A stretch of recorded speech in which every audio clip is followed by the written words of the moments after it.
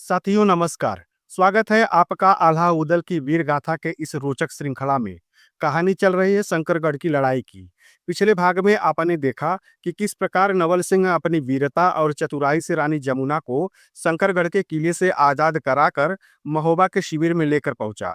फिर जब सब महोबा लौटने की तैयारी में थे, तभी रानी जमुना ने आल्हा से एक रहस्य बताया कि नवल सिंह ने शंकर सिंह की पुत्री राजकुमारी कमलावती से विवाह करने का वचन दिया है और अब इस वचन को निभाना अनिवार्य है। इसी कारण महोबा के वीरों ने निश्चय किया कि नवल सिंह का विवाह कमलावती से कराने के लिए उन्हें शंकरगढ़ पर चढ़ाई करनी होगी और यहीं से शुरू हुई एक नई योजना, एक नया संग्राम। लेकिन साथियों, कहानी में आगे बढ़ने से पहले वही एक छोटी सी रिक्वेस्ट कि अगर आप हमारे चैनल पर पहली बार आए हैं तो चैनल को सब्सक्राइब करें, वीडियो को लाइक करें और इसे ज़्यादा से ज़्यादा शेयर करें। तो चलिए अब बढ़ते हैं आगे की कहानी की ओर।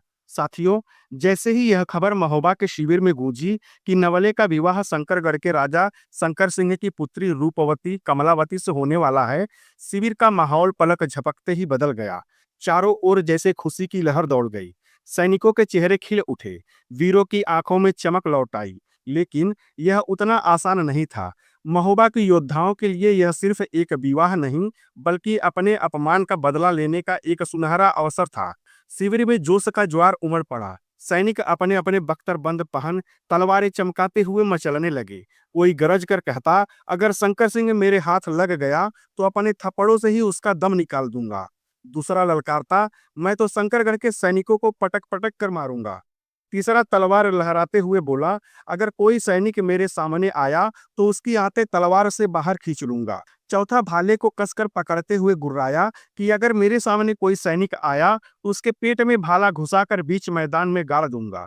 इधर शिविर के बीच में बैठे बड़े बड़े सूरवीर आला, उदल, मलखान, तालहन सैयद, जागन, धनवा तेली, गगन तमोली, इंदल, रूपनवारी, ब्रह्मा और डेभा सभी गंभीरता से आगे की रणनीति पर विचार कर रहे थे।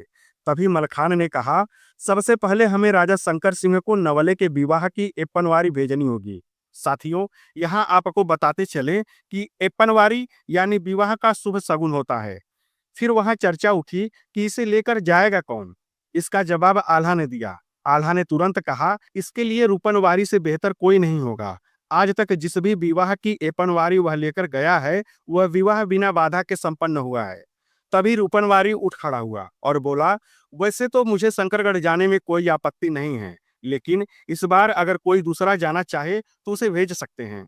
तब उदल ने मुस्कुराते हुए रूपनवारी से कहा, रूपन, हम तुम्हें अपने भाई जैसा मानते हैं। तुम पर हमारा भरोसा है, परंतु लगता है इस बार तुम डर रहे हो। क्या तुम्हारी तलवार को जंग लग गई है या तुम्हारी वीरता कहीं घास चरने चली गई है? अरे, तुम तो कहते थे कि नेग में घंटों तलवार चलाना तुम्हें पसंद है, और अब पीछे क्यों हट रहे हो? तुम पर हम सबका विश्वास है कि तुम्हारे हाथों से गई एपनवारी कभी असफल नहीं होती। क्या इस बार तुम हमारा भरोसा तोड़ना चाहते हो? उदल की बात सुनकर रूपनवारी ने तुरंत जवाब दिया, नहीं, ऐसी बात नहीं है। मैं तो यूं ही कह रहा था। अब आप बस एपनवारी तैयार कीजिए, उसे ले जाने की जिम्मेदारी मेरी है। बस, फिर क्या था। मलखान ने कलम उठाई और राजा शंकर सिंह को एक धमकी भरा पत्र लिखा। शंकर सिंह, तुमने बहुत बड़ी भूल की है रानी जमुना का हरण करके। यह अपहरण तुम्हारे लिए अब मृत्यु का कारण बनेगा। महोबा की सेना तैयार है तुम्हारे शंकरगढ़ को नेस्तनाबूद करने के लिए। अब अगर अपना किला और अपनी प्रजा को महोबा की सेना से बचाना चाहते हो तो चुपचाप अपनी पुत्री कमलावती के विवाह के फेरे नवले से पूरे करवा दो। हमारा नवल सिंह बहादुर, सुंदर और चतुर है, जिसने तुम्हारे महल से रानी जमुना को सुरक्षित महोबा पहुंचाया है। सोचो, जब महोबा का एकमात्र योद्धा तुम्हारे सुरक्षा कवच को तोड़कर लौट सकता है, तो पूरी महोबा की चतुरंगनी सेना का सामना तुम कैसे करोगे? तुम्हारे पास बस एक ही रास्ता है, कमलावती का विवाह नवल सिंह से करवा दो और अपनी प्रजा और अपनी जान बचा लो। अन्यथा न तुम्हारा किला बचेगा, न तुम्हारी जान। पत्र को लिफाफे में बंद कर मलखान ने रूपनवारी के हाथ में थमा दिया। रूपनवारी ने पगड़ी कसकर बांधी, तलवार कमर में खोसी और घोड़े पर सवार होकर तीर की तरह शंकरगढ़ की ओर निकल पड़ा। धूल उड़ाते हुए मानो मौत का पैगाम लेकर कोई यमदूत जा रहा हो। इधर शंकरगढ़ की कचहरी पूरे शानो शौकत से सजी थी, लेकिन वातावरण में अजीब सी घुटन और भय का साया फैला था। ऊंचे ऊंचे स्तंभों के बीच सुनहरी छत के नीचे महाराज शंकर सिंह राजगद्दी पर बैठा था। उसका चेहरा क्रोध से तमतमाया हुआ, आंखें अंगारों की तरह लाल, मानो वह किसी भी क्षण अपने शिकार पर झपट पड़ने वाला सिंह हो। दरबारियों और सैनिकों में सन्नाटा पसरा था। किसी की हिम्मत नहीं हो रही थी कि आंख उठाकर महाराज को देख ले। वह मन ही मन उस मनहूस घड़ी को कोस रहा था जब मालिन की अदाओं और मीठी बातों में बहकर उसने उसे रानी जमुना के पास अकेले भेज दिया था। आज वह न केवल उस मालिन को ढूंढ रहा था, बल्कि उस धूर्त बहुरूपिये की खोज में भी था, जिसने शंकरगढ़ में घुसकर छल से रानी जमुना को उसकी कैद से छुड़ा लिया था। अचानक शंकर सिंह ने पूरी कचहरी को हिला देने वाली दहाड़ लगाई और बोला, जिस बहुरूपिये ने मेरी आंखों में धूल झोंक कर रानी जमुना को छुड़ाया है, वह चाहे आज अपनी सफलता पर भले ही गर्व कर रहा हो, पर कल रणभूमि में उसकी सांसें गिनने का काम मैं ही करूंगा। महोबा का सर्वनाश करके रानी जमुना को फिर से शंकरगढ़ की धरती पर लाऊंगा और उस चालाक मालिन को इसी दरबार में लाकर मृत्यु दंड दूंगा। तब जाकर मेरे कलेजे की जलती आग शांत होगी। उसकी आवाज पत्थर की दीवारों से टकराकर गूंजी और कचहरी में बैठे हर व्यक्ति के रोंगटे खड़े हो गए। सैनिकों के हाथ अनायास तलवारों की मूठ पर कस गए और दरबारियों के दिलों की धड़कनें तेज हो गई, मानो आने वाला तूफान उनके सामने ही खड़ा हो। इधर रूपनवारी का घोड़ा मानो आंधी बन चुका था। फूलों की टापे धरती को चोट पहुंचा रही थी और उसके हर कदम से धूल का बादल आसमान में उठ रहा था। उसकी आंखों में सिर्फ एक ही लक्ष्य था, शंकरगढ़ का किला। दोपहर का सूरज सिर पर तप रहा था, मगर रूपनवारी की रफ्तार में जरा भी कमी न आई। रास्ते में शंकरगढ़ के लोग उसकी तेज गति और चमकती तलवार देखकर सहम जाते थे, मानो कोई दूत नहीं बल्कि युद्ध का दैत्य उनके सामने से गुजर रहा हो। कुछ ही समय में शंकरगढ़ का विशाल किला उसके सामने आ गया। उच्च प्राचीरें, चारों कोनों पर प्रहरी और फाटक के आगे बख्तरबंद सैनिकों की पंक्ति वहां की सुरक्षा का बागडोर संभाले हुए थे। तब रूपनवारी ने लगाम खींची, घोड़े की नथुनों से भाप उठी और उसकी गूंजती हुई आवाज गड़गड़ाहट की तरह फाटक तक पहुंची। उसने द्वारपाल से कहा, फाटक खोलो, मैं महोबा का संदेश लेकर आया हूं राजा शंकर सिंह के लिए। पहरेदार चौंक उठे। तभी एक सैनिक आगे बढ़ा और पूछा, कौन हो तुम, जो महोबा का नाम लेकर शंकरगढ़ के दरवाजे पर गरज रहे हो? रूपनवारी ने तलवार खींचकर हवा में लहराई और अपना परिचय देते हुए कहा कि मेरा नाम रूपनवारी है, आल्हा उदल का साथी हूँ, महोबा का शेर।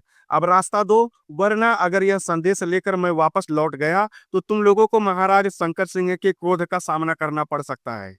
रूपनवारी की बात सुनकर डरे हुए पहरेदारों ने तुरंत दरवाजा खोल दिया, क्योंकि वे लोग शंकर सिंह के क्रोध को भलीभांति से जानते थे। अब रूपनवारी बिना किसी बाधा के कुछ ही पलों में राजमहल के आंगन में पहुंच गया था, जहां राजा शंकर सिंह अपने दरबारियों के साथ बैठे थे। रूपनवारी ने बिना सिर झुकाए सीना तान कर सिंहासन की ओर कदम बढ़ाए। उसकी नजरें सीधे शंकर सिंह की आंखों में गड़ी थी।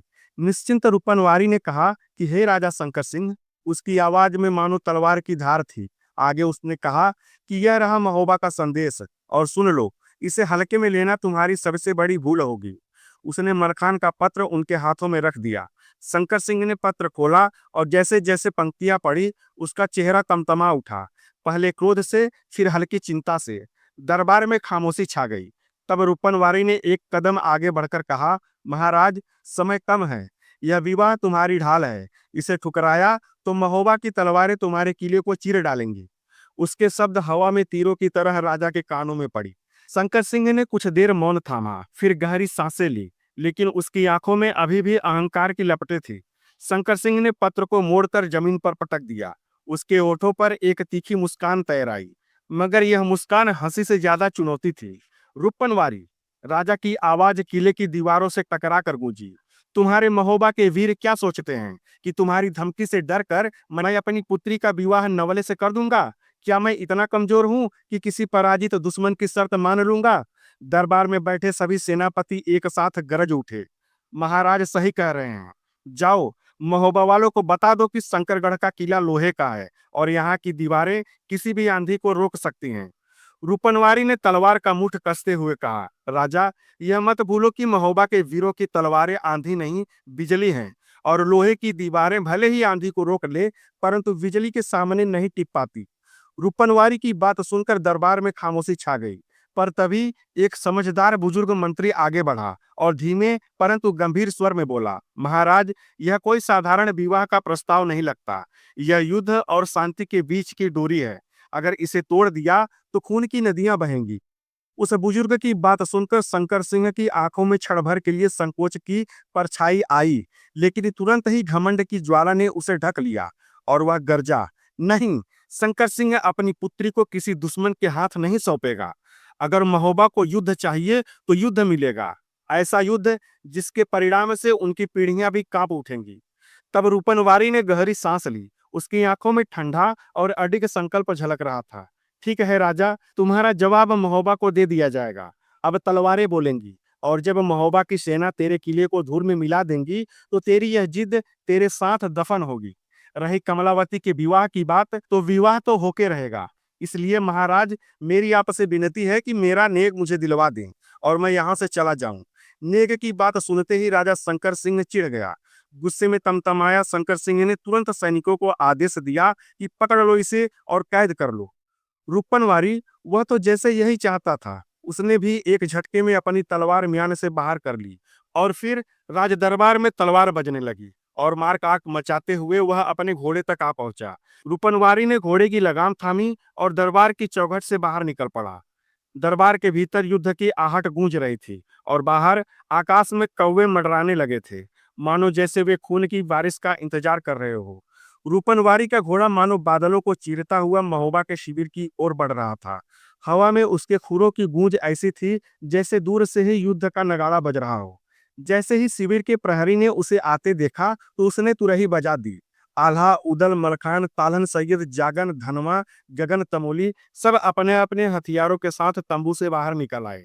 रूपनवारी ने घोड़े से उतरते ही उदल के सामने आकर कहा, राजा शंकर सिंह का जवाब साफ है। वह अपनी बेटी का विवाह हमारे नवले से नहीं करेगा। उदल की आंखों में लपटें जल उठी। तो फिर अब तलवारें बोलेंगी। महोबा का अपमान और जमुना के अपहरण का बदला एक ही वार में ले लिया जाएगा। आल्हा ने अपनी तलवार का मुठ कसते हुए कहा, आज से शंकरगढ़ के बुरे दिनों की गिनती शुरू हो गई। हम उनकी प्राचीरों को धूल में मिला देंगे। तालहन सैयद ने जोरदार आवाज में कहा, साथियों सुन लो, कल सूर्योदय होते ही हमारी चतुरंगनी सेना कूच करेगी। घोड़ों की टाप, हाथियों की दहाड़ और योद्धाओं की हुंकार से शंकरगढ़ की धरती कांप उठेगी। सैनिकों में जोश का ज्वार उमड़ पड़ा। किसी ने अपनी तलवार आकाश में लहराई तो कोई अपने भाले को जमीन पर पटकने लगा। चारों ओर युद्ध के नारे गूंजने लगे। जय महोबा, जय आल्हा उदल के शोर से शंकरगढ़ का वह मैदान गूंज उठा। मलखान ने आदेश दिया कि आज रात कोई विश्राम नहीं करेगा। ढालें मांझी जाएंगी, तलवारें पैनी होंगी और बख्तरबंद तैयार किए जाएंगे। कल का सूरज शंकरगढ़ की बर्बादी का साक्षी बनेगा। शिविर में अब केवल लोहे की खनक, घोड़ों की हिनहिनाहट और युद्ध के नगाड़ों की गूंज थी। महोबा के वीर कसम खा चुके थे। अब यह सिर्फ युद्ध नहीं बल्कि प्रतिशोध की अग्नि थी, जो शंकरगढ़ को राख में बदलकर ही शांत होगी। अगली सुबह का आकाश लालिमा से भर उठा, मानो सूरज खुद महोबा की तलवारों का रक्त रंजिश गवाह बनने आया हो। शिविर में रात भर दीपक नहीं बुझा था। सैनिकों ने ढालों को चमकाया, तलवारों की धार पैनी की और अपने अपने घोड़ों व हाथियों को युद्ध के लिए सजाया। सूरज की पहली किरण के साथ ही युद्ध की नगाड़ों की गड़गड़ाहट गूंज उठी। डम डमा डम डम। पूरे शिविर में यह संकेत फैल गया कि अब युद्ध आरंभ होना तय है। आल्हा अपने विशाल हाथी पर सवार था, सिर पर पगड़ी, हाथ में चौड़ी तलवार। उसके बगल में उदल, जिसकी आंखों में बिजली सी चमक थी, मानो शंकरगढ़ की प्राचीरों को चीर कर रख देगा। मलखान भी अपने घोड़े पर चढ़कर युद्ध का ध्वज थाम रखा था, जिसमें महोबा का चिन्ह लहरा रहा था। तालन सैयद, धनवा, गगन तमोली, जागन, ब्रह्मा, ढेवा सब अपनी अपनी टुकड़ियों के साथ तैयार थे। हर हर महादेव का एक जोरदार नारा गूंजा और हजारों योद्धाओं की हुंकार ने धरती हिला दी। घोड़ों की टापों और हाथियों की चिंगाड़ से वातावरण थर्रा उठा। चतुरंगनी सेना, घुड़सवार, रथ, हाथी और पैदल सैनिक चारों दिशाओं से एक साथ कूच कर गए। आगे आगे आल्हा और उदल, उनके पीछे हजारों सैनिक, जिनकी तलवारों पर सूरज की किरणें चमक रही थी, मानो लपटे नृत्य कर रही हो। जैसे ही सेना शंकरगढ़ के समीप पहुंची, दूर से ही उसकी ऊंची ऊंची प्राचीरें और प्रहरी दुर्ग पर दिखाई देने लगे। किले की बुर्जों से शंकरगढ़ के पहरेदारों ने महोबा की सेना की गूंजती हुई हुंकार सुनी कि आज शंकरगढ़ को ढहा दिया जाएगा। तुरंत किले के अंदर नगाड़े बज उठे और शंकर सिंह को खबर पहुंचा दी गई। महाराज, महोबा की पूरी सेना किले के सामने आ चुकी है। शंकर सिंह ने अपने सिंहासन से उठकर तलवार थामी और गरज कर कहा, ठीक है, हम देखेंगे आल्हा उदल का दम। शंकरगढ़ झुकेगा नहीं, लड़ेगा। और शंकर सिंह ने तुरंत अपने पुत्र भयंकर सिंह को युद्ध का आदेश दे दिया और कहा कि अपने साथ इन 5 मायावी वीरों को भी लेकर जाओ और महोबा के वीरों को मारते हुए महोबा पहुंचा दो, या फिर उनके कटे हुए सर लेकर ही शंकरगढ़ में आना। दोनों ओर युद्ध की आंधी उठ चुकी थी। महोबा की सेना किले के फाटकों पर गरज रही थी और शंकरगढ़ की सेना प्राचीरों पर तैनात थी। वह क्षण बस एक चिंगारी का इंतजार कर रहा था जो इस बारूद को भड़का दे। आकाश में सूरज चढ़ चुका था, लेकिन किले के सामने खड़ी महोबा की सेना के लिए यह सूरज मानो युद्ध का रक्तरंजित संकेतक था। आल्हा ने अपनी तलवार ऊंची उठाकर गगनभेदी गर्जना की, महोबा के वीरों, आज शंकरगढ़ की ईंट ईंट उखाड़ देंगे और शंकरगढ़ द्वारा किए गए अपमान का बदला उसके खून से लिया जाएगा। आल्हा का इशारा पाते ही युद्ध के नगाड़े गड़गड़ा उठे। घोड़ों की टापे, हाथियों की चिंगाड़ और सैनिकों की हुंकार ने वातावरण को भयानक बना डाला था। पहली पंक्ति में उदल अपने घोड़ों को एड़ लगाकर सीधे किले के मुख्य फाटक की ओर बढ़ा। पीछे पीछे दर्जनों घुड़सवार ढाले ऊपर उठाए तीरों की बौछार झेलते हुए आगे बढ़ते गए। किले की प्राचीरों से शंकरगढ़ के तीरंदाजों ने तीरों का तूफान बरसा दिया और राजकुमार भयंकर सिंह 5 मायावी वीरों के साथ रण क्षेत्र में पहुंच चुका था और अपनी तलवार से महोबा की सेना का संहार कर रहा था। और 5 वीर भी अपने तीरों की बौछार से महोबा की सेना पर काल बनकर टूट पड़े थे। कुछ महोबा के वीर ढालों से तीर रोकते तो कुछ तीरों को चीरते हुए प्राचीर के करीब पहुंचते जा रहे थे। तालहन सैयद ने अपनी टुकड़ी को आदेश दिया कि भाले के प्रहार से फाटक के पहरेदारों को वहीं गिरा दो। आदेश मिलते ही एक ही पल में दर्जनों भाले हवा में लहराए और शंकरगढ़ के गेट पर तैनात सैनिक ढेर हो गए। धनवा तेली भी चमचमाती तलवार उठाकर गरज रहा था कि बस, यह देखो अब महोबा की मार। मलखान अपने घोड़े पर सवार था, जिसकी तलवार और ताकत का कोई जवाब नहीं था। उसके हर वार से शंकरगढ़ के सैनिक हवा में उछल कर गिरते थे। रक्त की पहली धाराएं पत्थरों पर बहने लगी और युद्ध का मैदान लोहे की टकराहट, चीखों और नगाड़ों के शोर से भर गया। उधर ऊंची आवाज में चिल्लाया, आज कोई पीछे नहीं हटेगा, या तो शंकरगढ़ गिरेगा या हम सब रणभूमि में सो जाएंगे। महोबा की सेना ने एक साथ गूंजती हुई हुंकार भरी। किले की दीवारें अब महोबा के प्रहारों से कांप रही थी, परंतु असली युद्ध तो अब शुरू होने वाला था। शंकरगढ़ की रणभूमि में जब शंकर सिंह के वे 5 महाबली वीर प्रकट हुए, जिन्हें उन्होंने माता के आशीर्वाद से प्राप्त किया था, इन मायावी वीरों की मार देखते ही महोबा की सेना में भगदड़ मच गई। सैनिक घबराकर इधर-उधर भागने लगे। अपनी सेना को भागते देख महोबा के शूरवीरों का खून खौल उठा। वे तुरंत अपने-अपने घोड़े दौड़ाकर उन 5 वीरों के सामने आ डटे। रणभूमि अब 5 अलग-अलग मैदानों में बट चुकी थी। एक का मोर्चा लाखन से, दूसरे का उदल से, तीसरा धनवा तेली से, चौथा जागन से और 5वां तालहन सैयद से भिड़ गया। इसी बीच शंकर सिंह का पुत्र भयंकर सिंह आगे बढ़ा। तभी आल्हा पुत्र इंदल अपने घोड़े को एड़ लगाकर सामने आया और भयंकर सिंह को ललकारते हुए बोला, भयंकर सिंह, एक बार मेरे पिता और चाचा ने तुम पर दया कर तुम्हें जीवन दान दिया था, परंतु इस बार मैं तुम पर कोई रहम नहीं करूंगा। इतना कहकर इंद्र ने अपने हाथ में चमकता भाला ऊंचा उठाया और युद्ध भूमि का आकाश उसकी गर्जना से गूंज उठा। साथियों, अब सवाल यह है कि क्या महोबा के सूरमा शंकर सिंह के इन 5 महाबली वीरों को पराजित कर पाएंगे? क्या इंदल और भयंकर सिंह के बीच होने वाला यह घमासान मोर्चा महोबा की जीत तय करेगा या शंकरगढ़ की? और सबसे बड़ा रहस्य, जब स्वयं महाराज शंकर सिंह रणभूमि में उतरकर अपना जौहर दिखाएंगे, तो क्या युद्ध का रुख पूरी तरह बदल जाएगा? इन सब सवालों के जवाब मिलेंगे आपको हमारे आने वाली कड़ी में। इसलिए जुड़े रहिए हमारे चैनल हिंदीवादी ज्ञान से। वीडियो को लाइक करें, चैनल को सब्सक्राइब करें और पूरी वीर गाथा का रोमांच जानने के लिए पिछली कड़ियां हमारी प्लेलिस्ट में जाकर अवश्य देखें। धन्यवाद। जय हिंद।